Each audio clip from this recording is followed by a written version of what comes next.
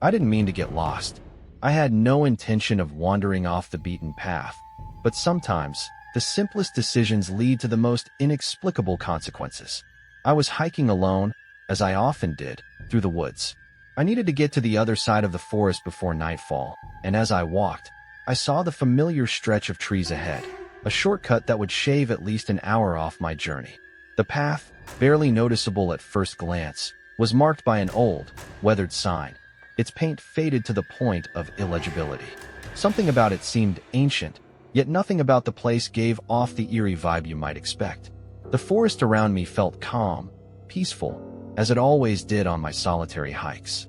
I set off on the trail, the air thick with the scent of damp leaves and the faint hum of distant birds. With every step, the trees grew taller, their gnarled branches tangled like skeletal hands reaching out. I thought it was just my imagination at first when I heard the rustling behind me, but when I looked back, there was nothing, just the same endless stretch of trail.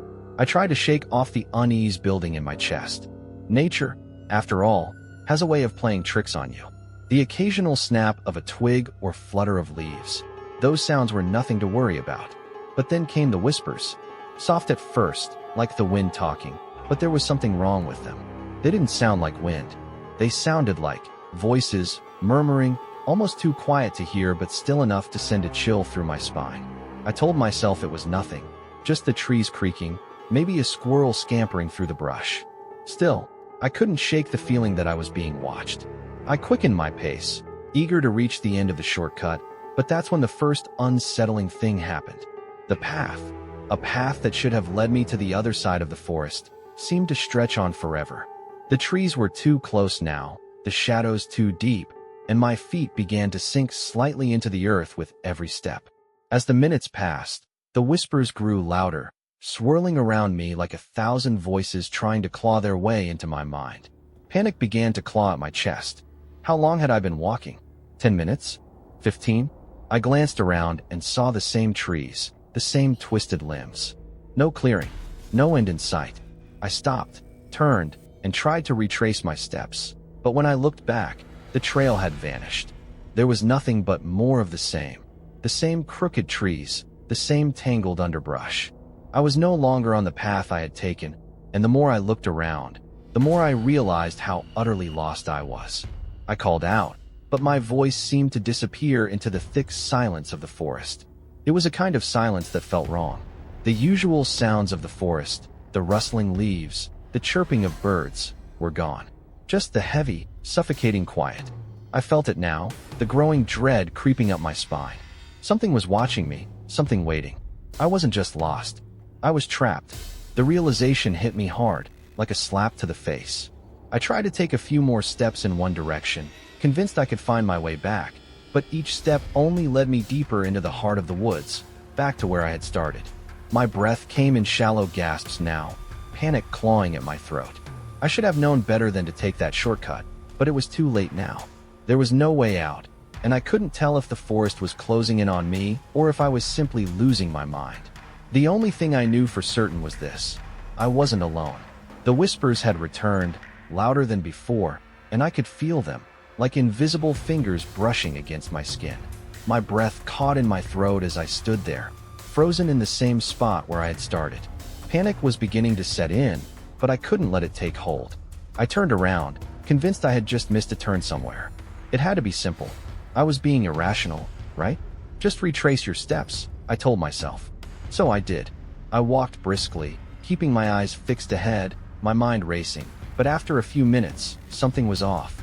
I felt it again, the silence. The thick, heavy quiet that pressed in on me, deeper than before. My own footsteps seemed unnaturally loud now, like the forest was listening. I pushed through, willing myself to ignore it, thinking I could solve this. Yet when I reached what I thought was the point where I had deviated from the path, I froze. The same twisted trees stood before me, their bark gnarled and ancient. The same patch of uneven ground. The same, suffocating stillness. It was as though I had never moved at all. The realization hit me like a slap to the face. My mind raced in overdrive, trying to rationalize it. No, I couldn't have gone in a circle. I had taken a different route. I was sure of it. But when I looked around again, everything was exactly the same as before. as if the forest had swallowed the trail whole, erasing every sign of where I'd been. My feet felt like lead, my legs trembling. The trees weren't just trees now. They loomed over me, watching, waiting. A cold shiver ran down my spine. I shook my head, forcing myself to keep moving. I had to get out. I had to get out. This couldn't be real. The faint rustling from the shadows at the edge of my vision only made my anxiety worse. I looked quickly, but nothing was there. Or was it? I couldn't be sure. The more I looked, the more the shadows seemed to move on their own, too quick to pinpoint. Something was lurking, something just out of reach. Something watching. I pushed forward again, trying to maintain control of my growing fear. I had to escape, to keep moving, but no matter how many times I tried to retrace my steps, no matter how many different directions I turned, it was always the same. I found myself back at that cursed spot again. The whispers, soft at first, but then rising to a fevered pitch, seemed to be closing in around me, too close now to be ignored. "Who's there?" I whispered to myself, my voice shaky, barely above a breath. The trees seemed to lean in closer, their shadows twisting as if they were alive, responding to the terror rising within me. I had to fight it. Keep it together. I heard the whisper again, clearer this time, almost like words, but not quite. Something ancient, something not of this world, was speaking to me. "Turn around," the voice hummed, the sound chilling my bones. I spun on my heel, every instinct screaming at me to run, but there was nowhere to run to. The forest had turned against me, and I was its prey. At that moment, it became undeniable. The forest was alive. It had shifted, and not just around me, but within me. I felt it crawl under my skin, like an invasion of my thoughts, my very reality. The trees had moved. The shadows were no longer just shadows. They were something else, something hunting. I didn't know how, I didn't know why, but I was sure of one thing now. I wasn't just lost. I was trapped. The forest had become its own entity, alive and bent on keeping me. The whispers had grown into a crescendo, drowning out every coherent thought, and I had no choice but to follow their call, again, deeper into the heart of this nightmare. The whispers, faint at first, had grown more insistent, crawling along the edges of my mind like a gnawing itch that I couldn't scratch. I could hear them now clearly, echoing through the trees with an unsettling rhythm, as if they were calling me, beckoning me deeper into the maze of twisted branches and shifting shadows. Each step I took felt heavier than the last, as though the ground itself was growing reluctant to carry me. I tried to shake off the unease gnawing at my stomach, but it clung to me, thick and suffocating, like a fog that wouldn't lift. I couldn't even bring myself to look behind me anymore. I knew something was there. I could feel it, something lurking just out of sight, barely within the corner of my vision, slipping between the trees, teasing me. The flicker of movement was so fast, so fleeting, that when I turned my head to confront it, there was nothing but the ever-expanding darkness, closing in around me. But I knew I wasn't alone. Panic surged through me as I stumbled forward, my breath coming in short, shallow gasps. Each step seemed to echo louder in the dead silence, as though the forest itself was growing louder in response to my anxiety. The trees seemed to bend and twist around me, their limbs reaching out like fingers, their leaves rustling in a way that no wind could explain. The shadows seemed to lengthen, stretching unnaturally long as if they were alive, closing in, crawling up from the earth beneath my feet. I could no longer tell if the whispers were coming from the trees, the ground, or my own mind. They were everywhere. The forest was no longer just an environment. It had become a predator. I was the prey, and it was hunting me, and I couldn't escape. I forced myself to stop, taking a deep breath, trying to steady my racing heart, but the fear had already taken root, spreading like wildfire through my veins. I could feel the trees shifting around me, the air pressing down, thickening with a presence that made my skin crawl. The figures at the edges of my vision were no longer fleeting. They were there. Tall, indistinct shapes that flickered in and out of the darkness, their outlines shifting and distorting in the blink of an eye. They never fully emerged, never stepped into the light, but their presence was undeniable. It was as though the forest was alive with eyes, watching me, waiting for me to make a mistake. My mind was starting to unravel, questions slipping past my consciousness like sand through my fingers. Was I losing my grip on reality? Was I hallucinating? Or was the forest itself changing, warping around me? The more I thought about it, the more the shadows seemed to creep closer, the whispers louder, as though they were feeding off my growing dread. Had it always been like this? I had to wonder. Had I been walking in circles all along? Or had someone, altered the very fabric of this place? I could feel my sanity fraying with every passing moment. I turned again, desperate to find an exit, but instead, I found only more trees, their gnarled branches twisting like unnatural arms, reaching out to drag me in. Panic gripped me once more, sharp and suffocating. I was trapped. There was no escape. The figures in the shadows were no longer flickers, they were watching. I couldn't trust my eyes, but I could feel them there, waiting, watching. My breath caught in my throat, the whispers growing louder, chanting a word I couldn't understand, yet it was familiar. Too familiar. My legs trembled beneath me as I stumbled backward, finally taking in the full horror of what was happening. The forest itself was alive, and now it was closing in. The trees were no longer just part of the wilderness. They were the walls, the cage, the predator. And I was the hunted. Exhaustion weighed heavily on me. My legs ached, my mind was a haze of panic, and my eyes, haunted by the shifting shadows, refused to adjust to the oppressive darkness. I had been wandering for what felt like days, though I knew it had to have been hours at most. I wasn't sure what to believe anymore. The forest had become a living nightmare, each tree a looming figure, each rustle a threat. The whispers had escalated into something more, an eerie, almost rhythmic chant that reverberated in my ears, filling my mind with dread. But just when I thought I could take no more, I saw him. A figure, slumped and hunched, moving slowly among the trees. At first, I thought it was another trick of the shadows, just one more hallucination, but as I drew closer, I saw him more clearly. An old man, his face gaunt and hollow, eyes wild, darting around like those of a trapped animal. He was trembling, his hand shaking as he clutched the staff in his grasp, his clothes ragged and torn. "You're lost, aren't you?" he rasped, his voice harsh and broken, as if it hadn't been used in years. The words hung in the air between us, unsettling and familiar, like a broken record skipping. I tried to speak, to ask him where I was, how to escape, but the words caught in my throat. I could barely find my voice over the pounding of my heart, but somehow he understood. "I've been here for years," the old man continued, his eyes locking onto mine with an intensity that made my skin crawl. "This forest, it doesn't let anyone go. Once it claims you, you are its prisoner. Forever." He paused, glancing nervously over his shoulder as if expecting something to emerge from the trees. His voice grew softer, almost a whisper. "The trees, they watch. They know. And there's something darker, something hunting the lost ones. You don't want to stray too far from the path. Once you do, it's too late." He took a shuddering breath, his gaze flicking to the shifting shadows around us, and I felt a chill run down my spine. I couldn't breathe, couldn't move. His words were like a vice tightening around my chest, but still, I had to know more. "How do I get out? Please, tell me. I just need to leave." The words tumbled out, desperate, pleading for any sliver of hope. But the old man's eyes darkened, and I saw something dreadful pass over his face. He leaned in close, his breath hot and fetid against my ear, and whispered, "There is no escape. Not from here." His voice was cold, as if he had long since come to terms with the terrible truth. "It's a curse, child. A curse that binds us all.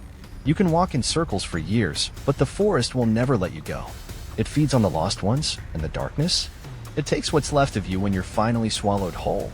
I stumbled back, the ground beneath me suddenly feeling like quicksand, the walls of the forest closing in tighter, the whispering louder, more insistent. The old man backed away, his frail body shaking, his eyes wide with an unfathomable terror. "Don't stray from the path," he repeated, his voice breaking. "The forest will take you, just like it took me."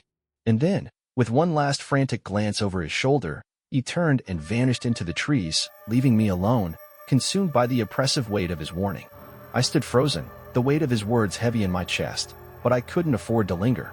The shadows were stirring again, and I could feel them. They were watching. I wasn't sure how much longer I could keep moving through the suffocating forest. The air felt thick, like it was pressing down on my chest, and the shadows seemed to stretch farther, darkening the world around me. I couldn't afford to stop, not after the old man's warning. But something was wrong, terribly wrong. One moment, it was midday, the sun high above the trees, casting long, lazy shadows across the forest floor. The next, the sky above me had twisted into a swirling black void, its clouds roiling like something alive, each passing second stretching the darkness deeper into the sky. I staggered, dizziness sweeping over me. How could it be night already? I glanced around, trying to steady myself, but everything seemed off. The forest was no longer the place I had entered. The trees towered over me like ancient sentinels, their branches clawing at the sky. their trunks gnarled and twisted in ways that didn't make sense. Time itself felt distorted, as if the forest existed outside the normal flow of the world. It was as if I had walked into a place where time and space didn't matter, a place where the rules of nature were forgotten, a place where nothing could be trusted. I had to keep moving. My heart pounded in my chest, each beat sounding louder in the silence of the woods. But the path, what was supposed to be the path, had changed. The ground felt uneven beneath my feet, the soft earth now cracked and brittle, as though the very land was decaying under my weight. That's when I saw it. A photograph, half buried beneath a pile of dead leaves. I knelt down, my fingers trembling as I brushed the dirt away. The photo was old, frayed at the edges, its colors faded. It showed a family, smiling, their faces frozen in a moment that seemed almost too peaceful. But there was something about it, something wrong. The faces weren't clear, almost as if they had been blurred out, or were never meant to be seen. I felt a wave of nausea wash over me, a sense of wrongness, of forgotten things left behind in the forest. Why would a photo be here? In the woods? As I tried to push the thought aside, I caught sight of something else, an old pocket watch, its glass cracked and its hands frozen at 3:15. Why would a pocket watch be here, in the middle of nowhere? And why did it feel like the forest was somehow inviting me to notice these objects, to understand something I wasn't meant to? I kept walking, unable to stop, though every step seemed heavier than the last. The trees whispered, the sound so faint I could barely hear it. But it wasn't just the wind. It was something else, something more sinister, the faint murmur of voices brushing against my skin, too low to make out, but undeniable, growing louder as I walked. I stumbled upon more forgotten items, an old, cracked mirror lying face down on the dirt, a rusted, bent key half buried beneath a moss-covered stone, a child's toy, broken and forgotten, strewn in a patch of moonlight. Each object felt like a piece of a puzzle I wasn't supposed to solve, each one bringing a rising tide of unease. And then, as I turned to leave, I swore I saw something at the edge of my vision, a figure standing just outside the circle of dim light cast by the unnatural moon above, a shape too still, too rigid to be human. I froze, the air thick with fear, my breath caught in my throat. Was it watching me? Was it waiting? The forest had swallowed me whole, and now it was playing with me, testing how far it could push before I snapped. And I had the horrible, gut-wrenching feeling that I was closer to the edge than I had ever been before. I wasn't sure how much longer I could keep moving through the suffocating forest. The air felt thick, like it was pressing down on my chest, and the shadows seemed to stretch farther, darkening the world around me. I couldn't afford to stop, not after the old man's warning. But something was wrong, terribly wrong. One moment, it was midday, the sun high above the trees, casting long, lazy shadows across the forest floor. The next, the sky above me had twisted into a swirling black void, its clouds roiling like something alive, each passing second stretching the darkness deeper into the sky. I staggered, dizziness sweeping over me. How could it be night already? I glanced around, trying to steady myself, but everything seemed off. The forest was no longer the place I had entered.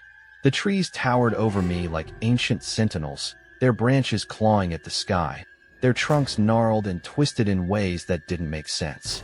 Time itself felt distorted, as if the forest existed outside the normal flow of the world. It was as if I had walked into a place where time and space didn't matter, a place where the rules of nature were forgotten, a place where nothing could be trusted. I had to keep moving. My heart pounded in my chest, each beat sounding louder in the silence of the woods. But the path, what was supposed to be the path, had changed. The ground felt uneven beneath my feet, the soft earth now cracked and brittle, as though the very land was decaying under my weight. That's when I saw it. A photograph, half buried beneath a pile of dead leaves. I knelt down, my fingers trembling as I brushed the dirt away. The photo was old, frayed at the edges, its colors faded. It showed a family, smiling, their faces frozen in a moment that seemed almost too peaceful. But there was something about it, something wrong. The faces weren't clear, almost as if they had been blurred out, or were never meant to be seen. I felt a wave of nausea wash over me, a sense of wrongness, of forgotten things left behind in the forest. Why would a photo be here? In the woods? As I tried to push the thought aside, I caught sight of something else, an old pocket watch, its glass cracked and its hands frozen at 3:15. Why would a pocket watch be here, in the middle of nowhere? And why did it feel like the forest was somehow inviting me to notice these objects, to understand something I wasn't meant to? I kept walking, unable to stop, though every step seemed heavier than the last. The trees whispered, the sound so faint I could barely hear it. But it wasn't just the wind. It was something else, something more sinister, the faint murmur of voices brushing against my skin, too low to make out, but undeniable, growing louder as I walked. I stumbled upon more forgotten items, an old, cracked mirror lying face down on the dirt, a rusted, bent key half buried beneath a moss-covered stone, a child's toy, broken and forgotten, strewn in a patch of moonlight.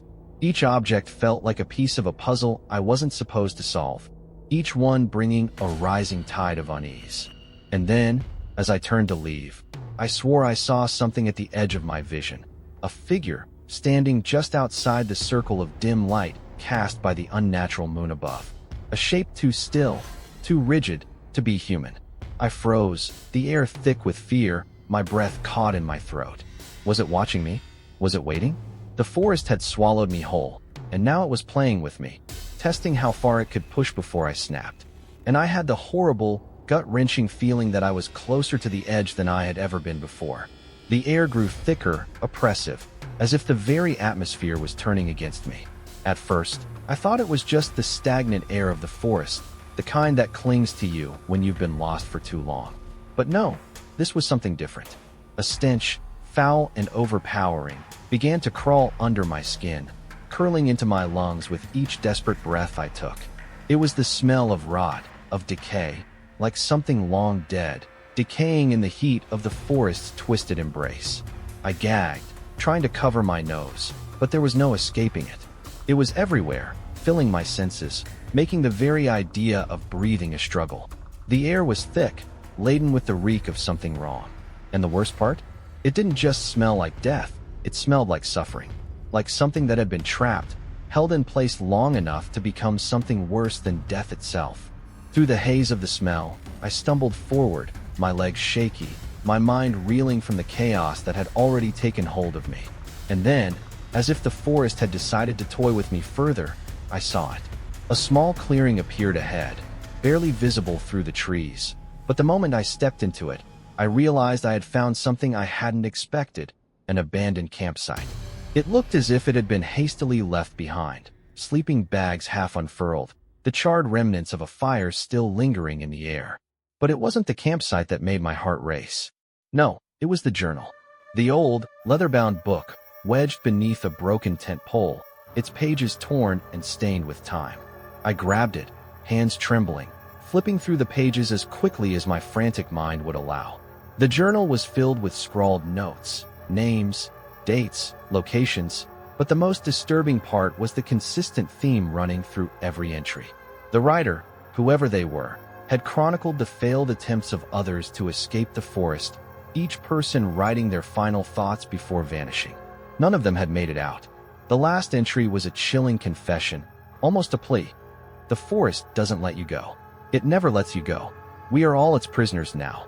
I slammed the journal shut, my breath coming in short, sharp gasps, panic rising in my chest like a living thing. I wasn't just lost in the woods.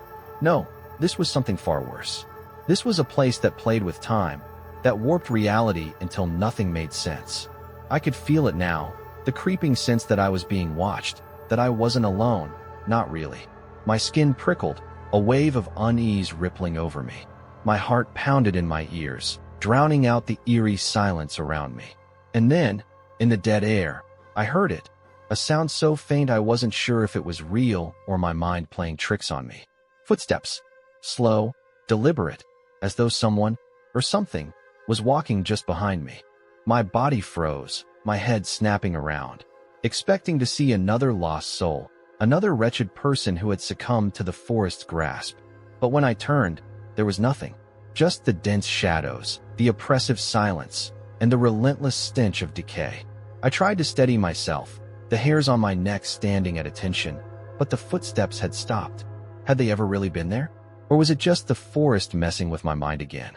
I couldn't afford to let my guard down. Not here. Not in a place where time didn't work, where reality bent and twisted at will. But deep inside, I knew it was already too late. The whispering started again. At first, it was barely a murmur, like the soft rustling of the wind through leaves. But then, it grew louder. So much louder. I stopped dead in my tracks, my heart hammering against my chest. The voices seemed to swirl around me, each one like a thread woven into the air, pulling at my mind, calling my name. Come deeper, they urged, their tones a blend of desperation and malice, urging me to follow. I could hear them, all of them, speaking at once. Yet somehow each voice seemed to speak directly to me, as though they knew exactly who I was, what I feared. The forest had changed again. The trees were no longer just trees. No, they had grown taller, impossibly tall, their trunks twisted into unnatural spirals, their branches reaching down like skeletal hands desperate to trap me in their grip. It was like the forest was alive, feeding off my fear, pulling me in deeper with every breath I took. My feet moved before I could even stop them, as though the forest itself was guiding me, dragging me towards some terrible, unseen fate. And then, between the gnarled branches and thick underbrush, I saw them. Figures, pale, ghostly apparitions that flitted in and out of the shadows like fleeting memories. They were there, and then they weren't. But each time I caught a glimpse, it was like the world around me froze, like time itself held its breath. I saw them. People who had once walked this cursed path, their eyes hollow and desperate, their faces twisted in silent screams. They watched me, their pale hands reaching out toward me, as if they were pleading for help, for release from whatever torment the forest had trapped them in. But I couldn't stop. My legs moved without my permission, taking me further into the nightmare, deeper into the darkness where these lost souls lingered. I could feel their eyes on me, always watching, as though they were just as trapped as I was, as though they were warning me, but their warnings were lost to the wind, swept away by the forest's whispers. The pull of the forest was stronger now, almost unbearable. The voices, those voices, they were calling to me, beckoning me forward, coaxing me deeper. I could feel it in my bones, a suffocating weight pressing down on me, pulling me towards something I couldn't see but could sense just beyond the veil of reality. The trees loomed overhead, their twisted limbs groaning in the wind, creaking like the bones of some ancient, slumbering beast. My head spun, my thoughts a jumble of fear and confusion, but the forest didn't care. It was relentless. The whispers grew louder, the figures growing more distinct, more real. They were all around me now, a chorus of lost souls, their hollow gazes burning into my very soul.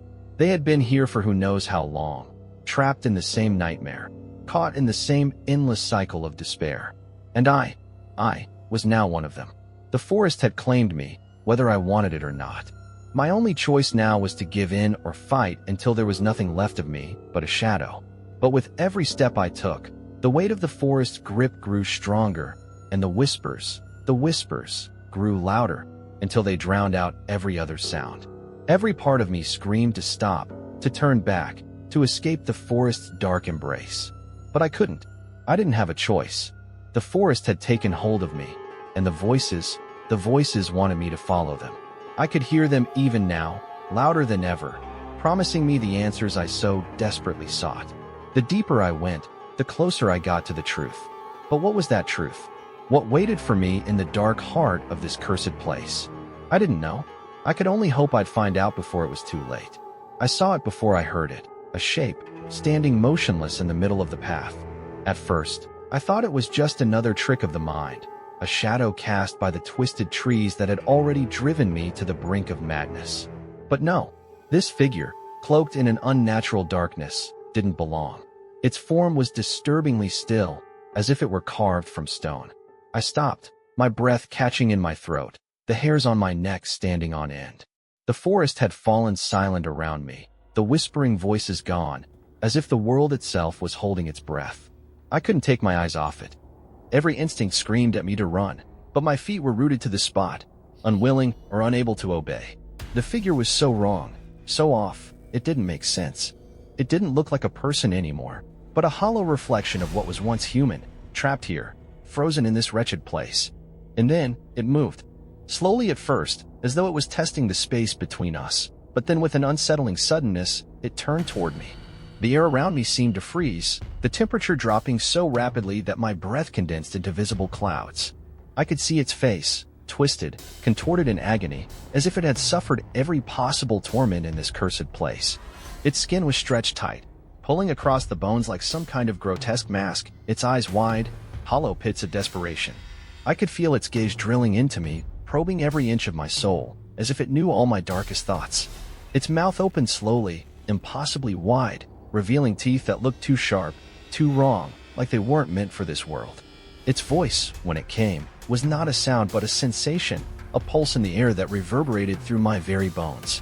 "You shouldn't have come," it whispered, but the words weren't meant for me. They were meant for someone who had made the mistake of being here, just like me. I didn't wait to hear more. The figure's arm shot out, its hand reaching for me with a speed that defied its grotesque form, the fingers elongating like claws, the nails scraping the air as they reached for my throat. I spun around before I even realized I had moved, my body already propelled by pure instinct, desperate to escape. My heart pounded in my chest, the blood rushing in my ears, the taste of iron sharp on my tongue. I dared not look back, but I could feel it. I could feel its presence behind me, a heavy, oppressive force chasing me through the forest. The trees blurred past me in a haze of twisted shapes, their branches like reaching fingers trying to stop my flight. The ground beneath me was uneven, the forest floor treacherous, but I didn't care. I didn't dare to care. Every step was a frantic attempt to escape the nightmare that was breathing down my neck. My lungs burned with the effort, but still, I ran, faster, harder, never looking back, because I knew, if I did, I would be lost forever. And yet, despite the terror fueling my every step, I could feel it. The shadow, always just behind me, never quite close enough to touch but always present, stalking me like a predator that had learned how to wait. The forest wasn't just a place, it was a trap, and I wasn't just lost. I was being hunted, and this thing, this twisted, tortured creature, had made it its mission to find me. The silence in the forest was suffocating, so thick it felt like I was drowning in it. Every step I took, the weight of the stillness seemed to press harder against my chest. It wasn't just the trees that were alive here. There was something else, something I couldn't see, but I could feel. At first, it was only a faint, almost imperceptible sense that something was following me. The crunch of leaves underfoot, the rustle of branches behind me, each sound, so familiar, yet alien. I would stop, hold my breath, listen, but nothing. No sounds of pursuit. Only the empty air and the unnatural quiet. It was a trick, I thought. The forest playing with my mind. But then, as soon as I moved again, the sensation would return. A presence, just beyond my reach, stalking me, as if it were waiting for me to make the first mistake. I could feel it. I knew it was there. And each time I stopped to listen, the forest would grow even quieter, as if it were in on the joke too. But it wasn't a joke. It was a hunt, and I was the prey. Time began to lose its meaning. The sun, or what I assumed was the sun, barely filtered through the dense canopy above. Shadows stretched unnaturally, flickering in the corner of my vision. Were they moving? Or was it just my mind, unraveling? I couldn't tell anymore. The days and nights blurred together, indistinguishable from one another, as if the very concept of time was a lie the forest had swallowed whole. How long had I been here? Hours? Days? Weeks? I couldn't say. I didn't even care anymore. The forest had its claws deep in me, and no amount of rational thought could pierce the suffocating fog that had settled over my mind. Was I still me? Or had I become just another part of this place, a shadow of my former self, consumed by its darkness? Every time I closed my eyes, I saw faces, horrible, twisted faces that grinned at me from the edges of my vision. But when I opened them, nothing was there. Were they real? Or was I becoming just as insane as the lost souls who had wandered into the forest before me? The most terrifying part wasn't the voices anymore, or the apparitions that lingered in the dark corners of the path. No, it was the feeling of being watched, the feeling that something, or someone, was always just behind me, waiting for the moment when I would slip. I tried to make sense of it all, tried to hold on to something that could anchor me to reality, but the further I ventured into the heart of the forest, the more I realized that it was too late. The forest had already claimed me. The trees themselves had grown closer, their twisted branches clawing at the air, as if eager to pull me into their depths. And worse, I knew that I wasn't just being followed anymore. I was being hunted. Whatever stalked me in the dark wasn't content with watching. It was waiting for the moment when I would break, when I would fall into the traps it had set, and when it would finally reveal itself in its full, terrible form. But I couldn't let that happen. Not yet. I still had one final trick to play. The forest was closing in on me. The trees, those wretched, crooked things, were no longer just shadows. They were claws, reaching down to trap me, to suffocate every last bit of life and light. I had tried to escape countless times, but each path I took only led me deeper into the heart of this twisted nightmare. No matter how fast I ran, how desperately I fought to break free, the feeling of being hunted, of being watched, never stopped. It was like a phantom presence, clinging to me, following my every move. And then, in the deepest part of the forest, I heard it, a whisper, soft but unmistakable. It wasn't in the wind or the rustling of leaves. It came from inside my head. "You're not new here, traveler." The words were like a blade, cutting through the veil of my confusion. For the first time, the terror I felt shifted into something else, recognition. This place. I had been here before. Countless times, perhaps. The realization hit me like a wave, drowning me in its truth. Every step I had taken in this accursed forest, every turn, every lost moment, had already happened. I had been lost here before, just as others before me had been. I had always been here. And then I saw it, the thing that had been hunting me. At first, I thought it was just a shadow in the corner of my eye, but as I stumbled forward, breath ragged, my eyes locked onto the form that had tormented me from the very beginning. A figure stood there, not entirely human, not entirely something else, cloaked in darkness. Its face was nothing more than a vague impression, mutilated, like a forgotten memory trying to break free. The very air around it seemed to pulse with an ancient, dreadful power. It was the spirit of the forest. It had watched me, studied me, and now it was here to collect me. "You have been here before," it whispered again, its voice hollow and cruel. "And you will always return." As I stood frozen, every part of me screaming to run, the truth settled deep in my chest. The forest, it fed on fear, on despair, on the hopelessness of the lost. The cycle was endless. Once you entered, there was no escape, no way out, no salvation. The moment you stepped in, you were already part of its unholy hunger. And what's worse, you would never leave. The realization crashed over me, suffocating me. I wasn't a wanderer. I wasn't a victim. I was just another lost soul, trapped in the forest's endless grasp.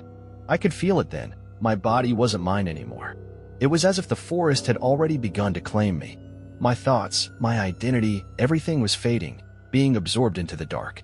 The spirit's hollow gaze burned into me as it took its first step forward, its movement slow and deliberate. There was no way out. I could see it now, the endless cycle, the eternal return. This was my fate, and there was nothing I could do to stop it. The forest had claimed me, just like it had claimed every soul before me. And soon, someone else would wander through this cursed place, and they would join us. Forever. I opened my mouth to scream, but no sound came. The forest swallowed it whole. If you're hearing this, if you're reading this, be careful. If you ever find yourself lost in the woods, if the shadows seem to grow too tall, if the silence feels too heavy, turn back. Don't let the forest claim you. Because once you're part of it, you'll never escape.